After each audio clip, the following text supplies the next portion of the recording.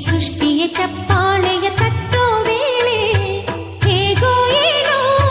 ಪ್ರೀತಿ ಬಂತು ನೀನೇ ನನ್ನ ಬಾಳೋ ಅಂತು ಭೂಮಿಲಿರೋ ಮೊಕ್ಕೆಲ್ಲವೂ ಹೂವಾಯಿತು ಓನಲ್ಲ ನಿನ್ನ ಆಂತರ್ಯದಲ್ಲಿ ಮುಕ್ಕೋಟಿ ಸೂರ್ಯ ಬೆಳಗೋದ ಕಣ್ಣಿ ಕಾದೈತೆ ಜೀವ ಬಾರಯ್ಯ ಮಾವ